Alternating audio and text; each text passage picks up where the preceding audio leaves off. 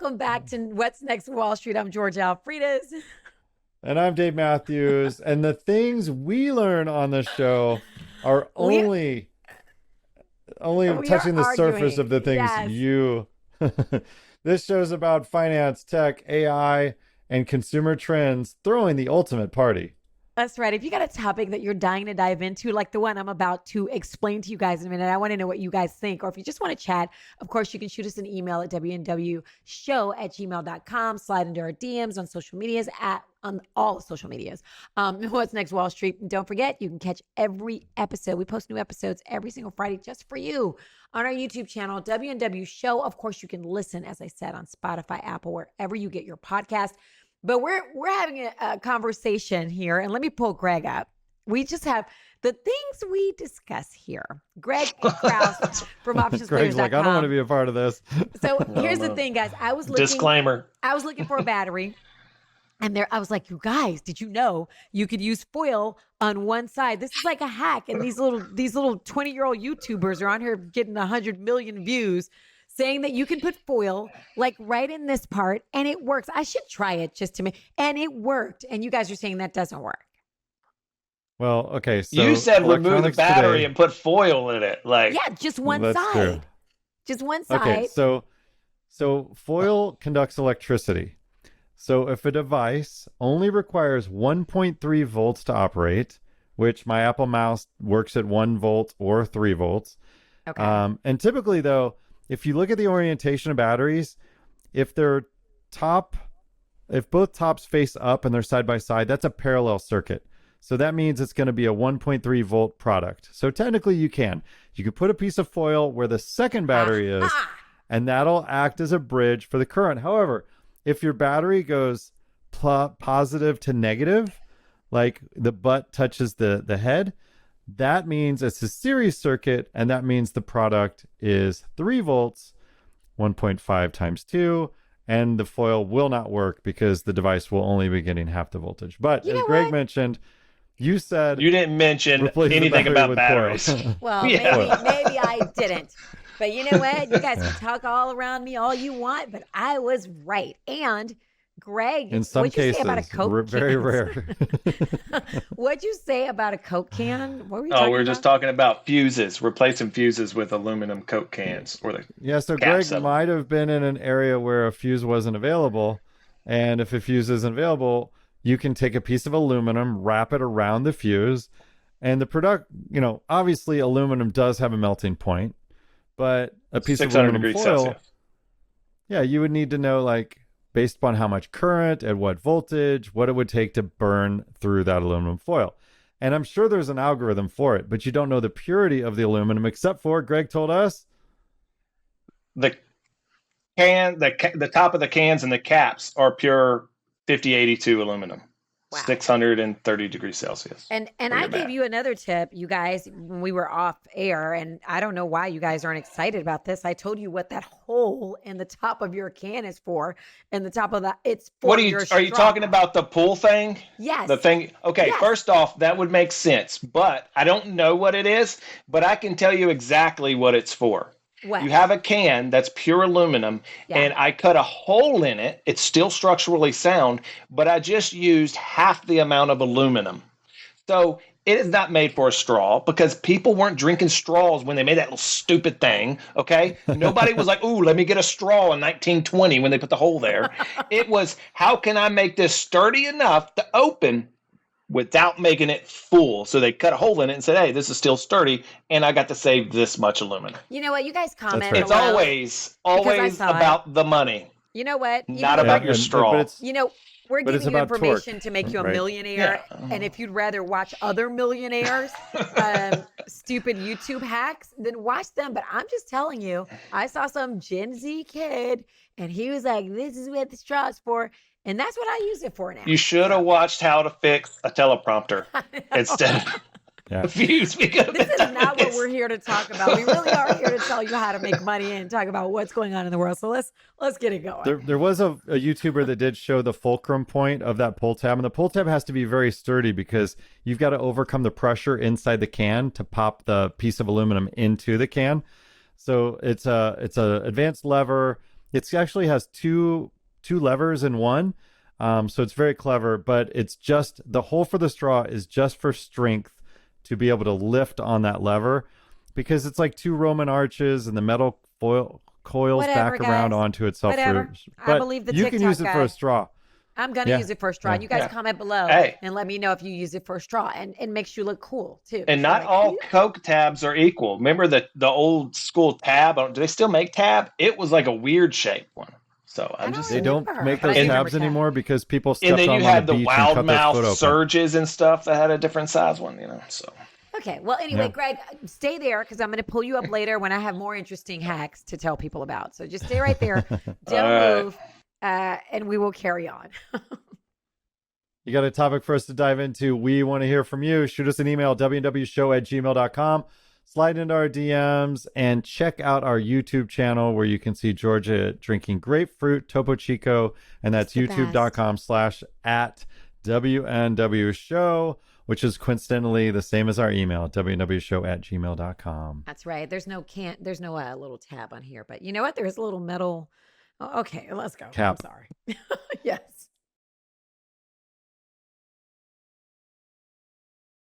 All right. Fast food giants have faced some serious shakeups lately. Shifting populations and a rush to tech-savvy services during the pandemic have left some restaurant locations high and dry. While McDonald's, Starbucks, and Domino's pivoted smoothly to delivery and takeout, others like Burger King, Popeyes, and Pizza Hut struggled to catch up.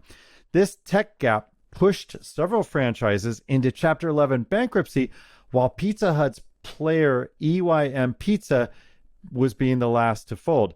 EYM, which runs 140 Pizza Hut spots, owes some hefty sums to creditors, including nearly $400,000 to the IRS and $274,000 to Pizza Hut.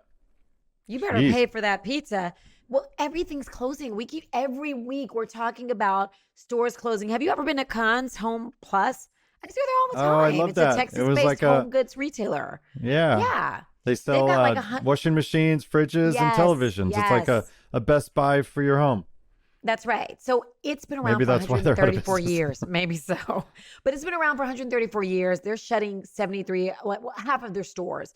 They're navigating Chapter 11 bankruptcy, and they're known for what we just said. All this, they've been hit by a big drop in consumer spending. We're not spending as much.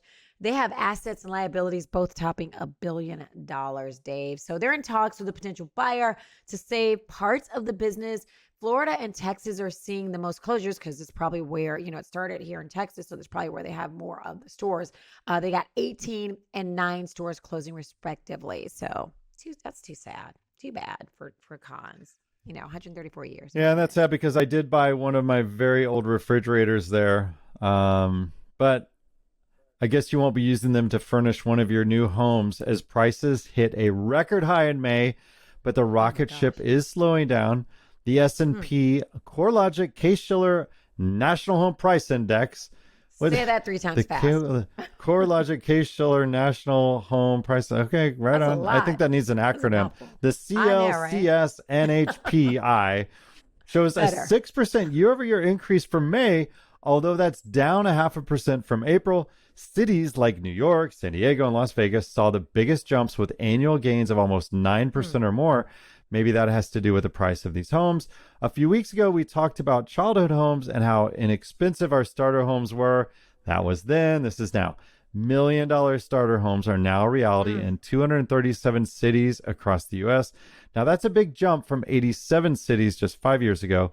I'll bet you can guess that California is leading the pack, followed by New York, New Jersey, Florida, and Massachusetts.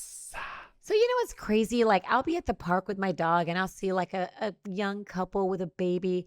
And I'm like, how the hell y'all afford to live in $1 million house? What are you doing? Dink. That you dual income, no kids. With a baby stroller. I'm like, what in the world? And maybe it's because people are waiting longer to have babies. And so they've got the money saved up. But I just don't even, it's their starter house better be my finisher house. You know what I mean? So it is what it is. But maybe people can't buy houses, Dave, because they're already in debt. Debt is piling up fast in America. And some cities are waking it up like it's no tomorrow with total household debt of over $17 trillion. Places like Boston. These are places I wouldn't expect. Okay, Boston, yes. Boston, of course. North Las Vegas, Madison, Wisconsin, they're leading the pack. Even LA, Dallas, and Miami are getting hit hard. But I would think like LA is number 10. Dallas is like number 12, I want to say, or 16.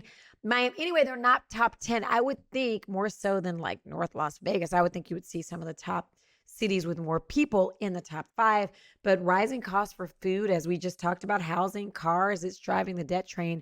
But you know what else? People just keep, I was just talking to my husband about this, and I don't want to go off on a tangent, but I never see old cars anymore.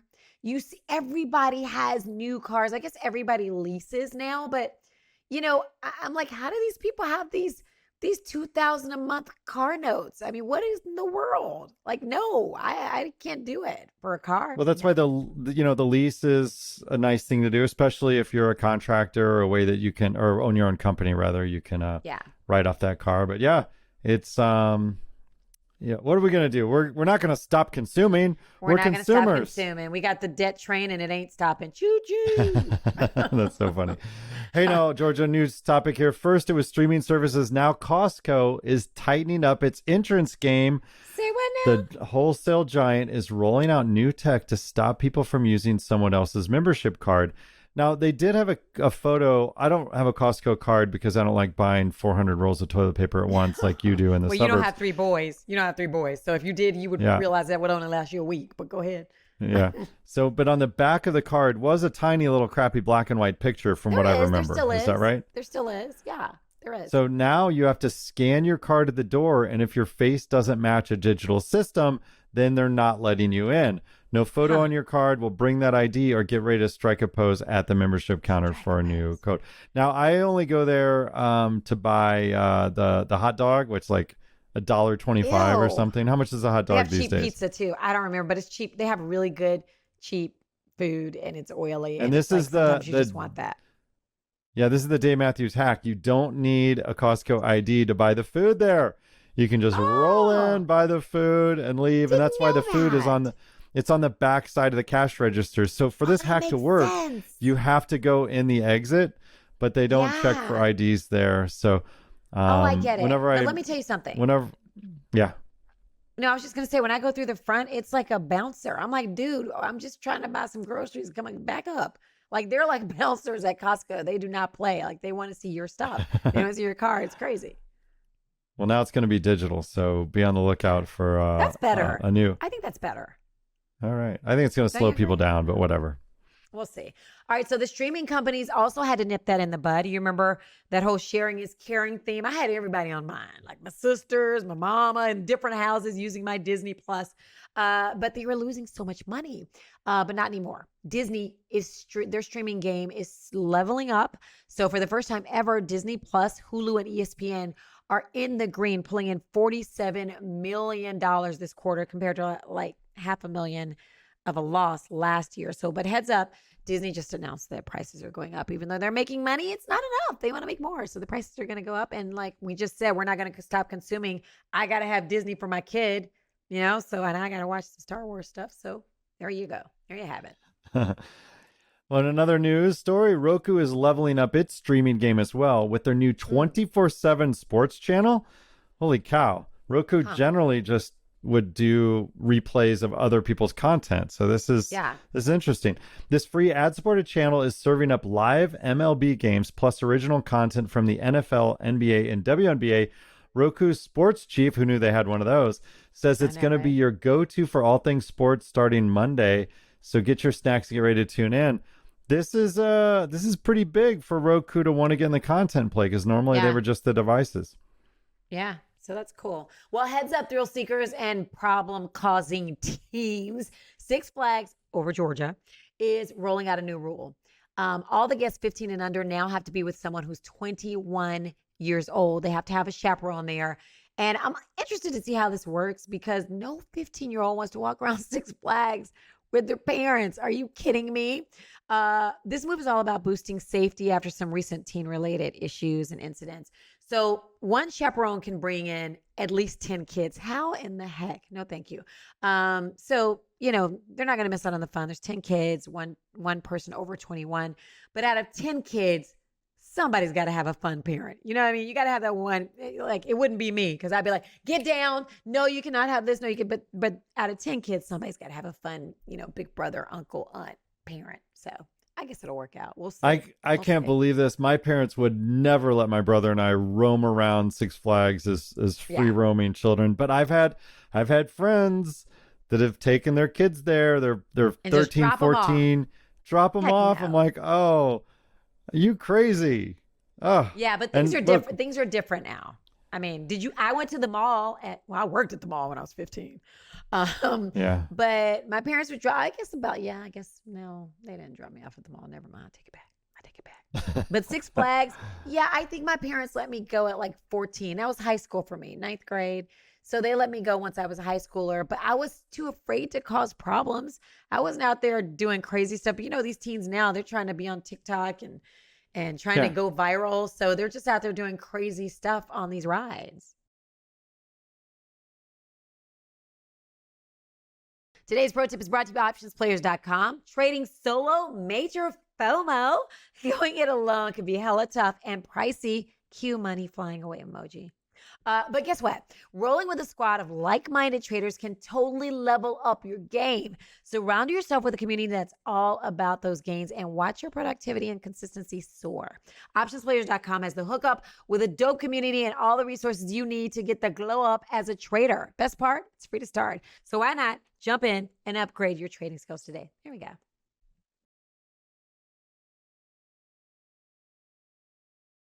All right, it's time for our favorite part of the show, hearing from you, our viewers at home or at work or in the car or whatever. Yes. So hit us up on social media at What's Next Wall Street. Drop us a comment on our YouTube page. We love you guys tuning in there, or shoot us an email, WNWshow@gmail.com. Georgia, what are you babbling about over there? I was just going to say, I'm going to look on our YouTube and see who's dropped us a line. Let's see what we got here. Okay, go ahead. Well, while you're doing that, our first question for this show comes from Jamie from the OP site, the Options Players website. I like Jamie asks, which course offered in Options Players is best for someone that works a 9-to-5 job but can periodically use computers and cell phones to glance at the market daily? Let's bring the lead instructor into this, Greg Kraus. Greg, look, you can sit at your monitor. You can do whatever the hell you want because you've told the man to take a hike. But Jamie, she's going to the bathroom to sneak little TikTok videos and wants to do some trading. What's up? Well, first off, not all jobs are created equal, right? So when I did work for military, I wasn't allowed to have a cell phone, and sometimes when I worked, right, I had to put it in a locker and then go through a little security checkpoint because you weren't allowed any devices in, come back out, and then I got my phone. So I used to go outside and trade for like 10 minutes. So I got it. So that right there, you need to be really quick in and out, right? So, but then other people, you can glance at the market to make sure everything is okay. It's just there, so you can kind of pay attention to it. So there's a real difference here. And then you have another aspect of that. You're working 9 to 5. I don't know where you're at. Let's say you're on the East Coast, market opens at 8:30, right? Versus if you're here, it opens like Central, it opens, at 9:30. So, or West Coast even opens later. So everything's different, right?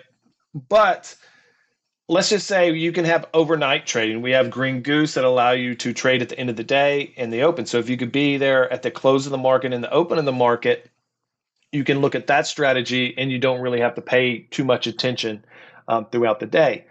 Other than that, you have like my class, which is made to get in a trade and out of a trade in 6 minutes. Now, the only issue with that is going to be that we may have to wait for the trade, right? So if you get there, the trade might not be there. I can't just make a trade appear, right? It has to come to us and actually hit. So you could be there for 30 minutes and no trade hits. But if you do get in a trade, you're usually out of it within a couple minutes. And then you have tracks with ACI, which is maybe will give you like, okay, here it is. It's at this point I can get in. If it gets down here, I'm going to get out. And you can enter like a OCO order, which is one cancels another. So you can enter a trade, but then also tell your broker, if it gets to here, I want to sell for a profit. But also if it goes against me to here, I want to take a loss. These are all things you can do, but I don't want to say this one would be perfect for anyone. Just know that, you know, if you're stressing out about being in a trade while you're working, you probably shouldn't be in the trade, right? If you're thinking about it. Yeah. I'm just saying, Yeah. I mean, so focus on working a little bit harder and making more money and then invest that. It's probably not beneficial to OP, but that's what I would tell you to do. Well, thanks But for your It's a good one. honesty. yeah. Practical advice. All right, so yeah, question 2 is from Mike in Rochester, New York, who wants to know, what are the best times for trading volatility each day, and how do you, Greg, trade it? Is that your live stream? Is that your live stream? Well, I trade reactions to momentum, right? So volatility, I guess you could say, is an increase in the expected change in an underlining or the price of something, right? I expect it to either go up really or low. So volatility or implied volatility is based upon option pricing or the extrinsic value of options, right? That's the not real money, the Fugazi part of it. Um, so I don't really understand the volatility aspect of this question, Mike. When is the most volatility? That's at market open almost always. Although sometimes you can have like an event like a Fed report that's releasing minutes or something like that, telling you about interest rates. That could be extremely volatile at that moment. But yeah, so right when the market opens is normally the most volatile time in the market. I don't like to trade for volatility, but there are option spreads where you can try to trade that. I'm not going to get into that because it's just going to take like minutes and you're probably going to be more confused. Come talk to us at Option Players. We'll discuss it. But I try to take that momentum. So when something does start to move really fast, what are the best times for that? Now, this is me personally. And if you're just going to say what time of the day, I like 10 o'clock and 11 o'clock for reversals, but then they also have to be set up at that point. And it kind of changes. And the reasoning why is different markets closing, people leaving, things like that. But it hasn't been that way for a while. So it's not something I really trade. So I like 9:30 to 11 Central Time. Okay. And the reason why I like that, it's because it is just it's not too volatile, but it still has volatility to make some, and it really likes to set in trends, right? So you don't have that opening volatility that things just go crazy, but then you don't have the end of the day where it might be stagnant and then really volatile at the very end. So I like that one little area that has two of my favorite time zones in it. So I'm kind of, or time frames, that 10 and 11 o'clock, but that's just me personally. And then I like to chase momentum. So it's going up. I go with it. I mean, Yeah. it sounds simple, but there's more to it to that. But I like the confirmation and the move. So if it moves $1, a lot of people were like, hey, I made $1. I'm happy if I made 10 cents in that, right? So I'm trying to wait for the confirmation, grab the littlest amount I can. Well, the most I can, but I'm happy with the 10 cents and then I leave, right? And I just rinse and repeat that. Okay. All right. Thanks, Greg. Shout out to Greg for always keeping it real. Hey, stay right there because I'm gonna bug you later. I have a question for you. All right. All right, Greg. So stay there. Listen, you can also always reach out to Greg directly at greg@optionsplayers.com. Listen, we love hearing from you. So make sure you comment, hit us up on social media. Whether you've got questions, comments, or you just want to share some love, we'll take it. Hit us up. Email us at WNW@gmail.com. It's actually WNWshow@gmail.com. Of course, you can post your stuff on socials at What's Next Wall Street. I can't speak, sorry. Or drop a comment on our YouTube page. It's What's Next Wall Street Show.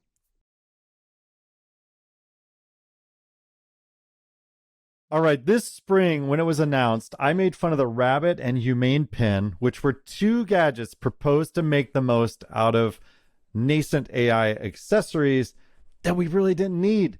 Look, they ran hot, the batteries died, and they provided true zero value.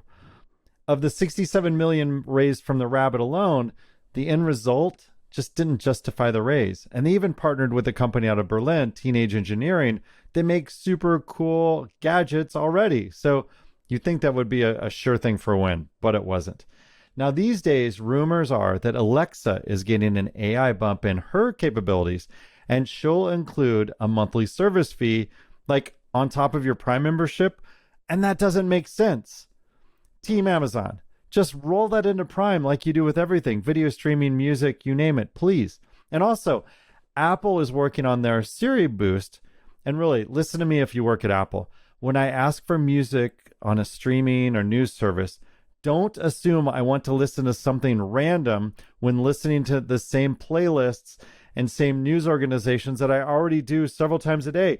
I think it's insane that any noise or slur of my words creates a whole new channel that I've never asked for before. Like when I say play New York news, I get New York City top music. I never want to listen to that, ever, Siri. But the Nerd versus Nerd Award for social media attacks goes to friend.com. They have a service which is a pendant Bluetooth microphone, hangs around your neck. It's got a little vibration on it, a little light on it. Essentially, it's a piece of weekly recharged jewelry that takes your mundane requests and gives an AI layer of relevancy to them. Now, whether it's looking up information on the web or through their cloud, or would you want to set a calendar entry or reminder to do something later, you can do this with just your voice and a touch of the pendant. But wait, isn't this the Star Trek communicator? I guess if you're a Star Wars versus Trekkie, then this could be what you've been waiting for in a modern day vocoder. But things got spicy after the video dropped of the Friend device when developer Nick Shevchenko, that's an Israeli name, I'm never good at those, Nick Shevchenkando, put out a rap challenge like a nerdy Eminem, who's now relevant again by way of a new album, with Niv dissing the team, saying that he made the pendant before them and they wasted millions on a domain name, which was friend.com, while he has the grit and is going for user growth through his Kickstarter campaign, which occurred months ago. Good for you, Digital Bro. You listeners can go back his Kickstarter from 3 months ago and see the product, but it's currently listed at basedhardware.com, and they claim to be the #1 open source hardware for AI. To that I say, even a blind squirrel finds a nut once in a while, being #1 in a field of a bunch of failures. You see, this type of feud also happened decades ago when Mark Zuckerberg was hired to develop software for the Winklevi twins around a social network for Harvard. Zuck took their puck and ran to the goal for it, while the twins later said that the Facebook was their idea and Mark was only an employee who built it for them. Now, the Winklevosses took $65 million in a lawsuit settlement and then lucked out when they bought some number greater than 70,000 Bitcoins, which they now own today. And with that, they're Forbes proclaimed billionaires because they sold some Bitcoins way back, or bought way back, sold after that. Look, I've been there. In the early 1990s, I had a friend write software to display on a PC a targeted text-based ad based on which area code or exchange you called my computer from. And then that guy created software as an early team member at the #1 cloud company. And I got by no means not a single share of stock, but I'm still cool. He built a web-based system for sending and tracking emails for salespeople, and that's different from my BBS implementation, mostly. But here's the rub with regard to any of the new AI voice gadgets or the new AirPods or the new Siri or Alexa. The problem is that these robots will always be there for you. Not just for you, but also your kids, your cousin, your friends who don't have deep relationships. You see, humans sometimes suck. People get busy. They have families, lives, careers. They can't answer you right away. People need time to think and process before they can just reply to something that isn't just off the cuff, like, how you doing today? But wait, Zuckerberg, in an interview with Emily Chang from Bloomberg, says he wants some of his 200 million influencers to have their own chatbots. He says something that they can program to respond in their likeness without hallucinating and interact with their fans. Now think about it. This is where it gets creepy. George and I have been on air since 1997 when we had people from all walks of life reach out because they had a connection with us on air. Now, I hope that this immediate availability with an AI doesn't get weird, but wait, it will.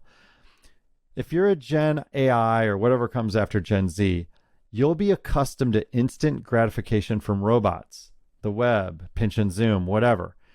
And if you're not acclimated to real-world interactions with silly humans, then you won't get this bit of whatever you need IRL and in real time about what it does to the brain.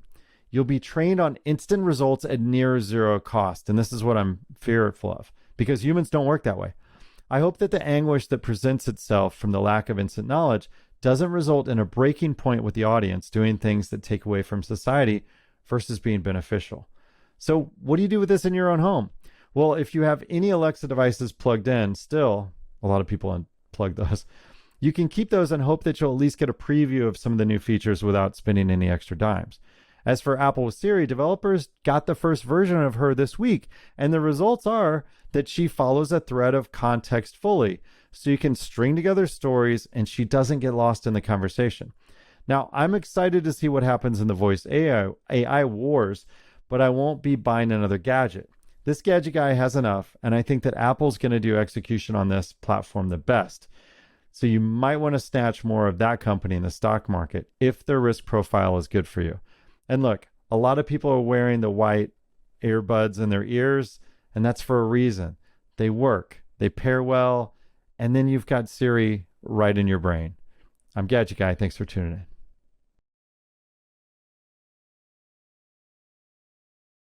There's a game changer in the medical world, a new blood test. It's called PTAU217, okay?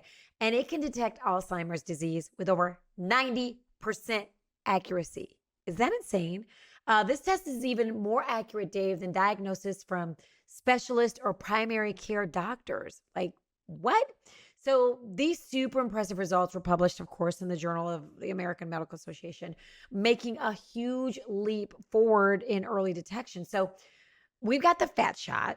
We got the fat pill, this new game changer. So I need to know, Greg, I'm going to pull Greg up here from OptionsPlayers.com. Is there a pharmaceutical fund that will encompass all of these stocks? Because I need them all together.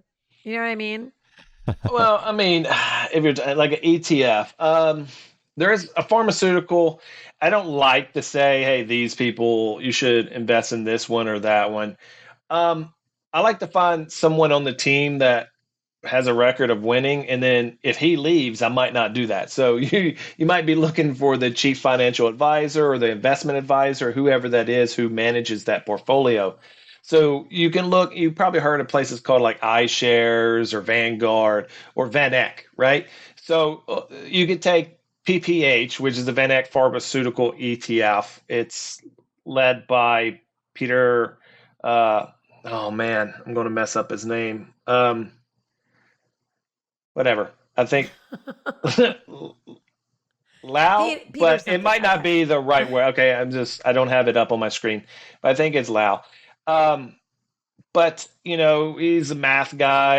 I'm not going to say he's a math guy. When I look at people's bios, I don't care if you have a finance degree. Okay, I don't. I have a finance. I got a finance degree. All right.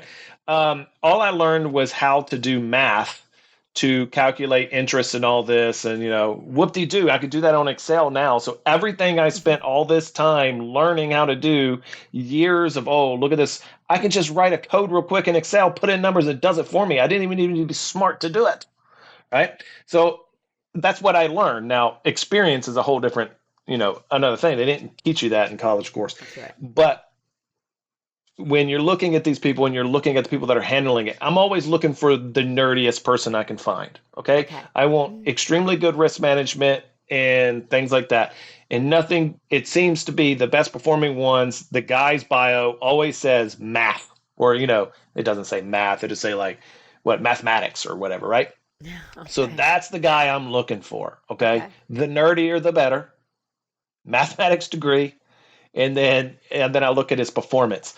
And like I said, the only reason why I said Greg, I'm not doing all this. Just it's on you just clicks the button and it shows up. You just let me look at this one, and it will literally tell you who's managing it and everything. You just were you listening to the show earlier? I'm putting a straw in my can in that little hole. Now I don't have time for this. Just give me the names.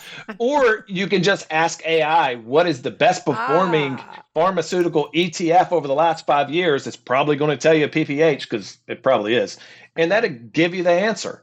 But I mean, that's who I would look at. But I think the biggest issue here is you probably have a 401k or something like that only might allow you to use certain ones. Maybe it's Vanguard, right? So you only have options to choose in Vanguards. It's no problem just choosing Vanguards. Or you have iShares and you can choose that one. But I just said VanEck because, I know that. I mean, I've done a little bit of research into them, and I knew that one was outperforming some other ones. Don't hold me to that, but and so that was the one I chose a while back for my portfolio, and All right. so there you go. All right, thanks for that, Craig. Yep. All right, I love it because for me, am I going to do the research? I know I should do the research. Okay, and you're like, it's right there. You can see it right there. So I will do that. But thank you for that. I got to look for the nerdiest nerd with math somewhere in his name and his degree and his many accolades. He has his doctors in math. Okay, got it. I'm in. You don't need a doctorate. Don't worry about doctorates. First off, all right, I'm a PhD candidate. PhD behind your name basically rules you out. I will not hire you to manage anything because what PhD don't make you smart. There's a difference between a doctorate degree and a PhD, and I'm not going to get into it. And yes, I have multiple degrees, PhD. The most stupid people I ever met in my life is a person with a PhD. Wow. And the reason why is this: when you get to that level of, and I've taught in many, when you get to that level, this person spent his whole life writing a thesis and saying, hey, this is it. This is how it is. If you have a counter argument to that, you can even bring him all the facts on the planet. He will never agree with you. Wow. He will argue with you. He will go down. He'll burn your whole career, do everything he can just so his stuff. No, I don't care about them people, but that's just it. That's all they know. And they spent 10 years focusing on this one thing. And then everything else, I'm just telling you, don't think that.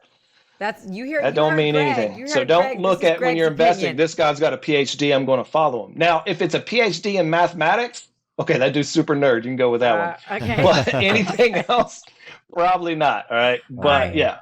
So you don't need PhD behind it. You guys out there with your PhDs, you hit Greg up at greg@optionsplayers.com and complain to him. Whatever. Okay?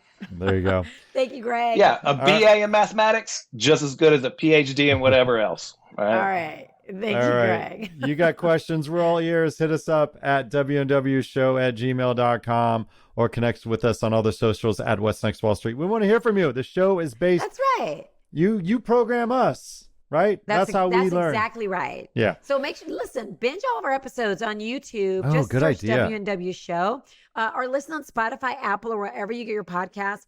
And, it's easy to do. And you will learn so much. There's so much. I can have great conversations because of this show. I'm like, oh, did you know this? Not about the can and the straw.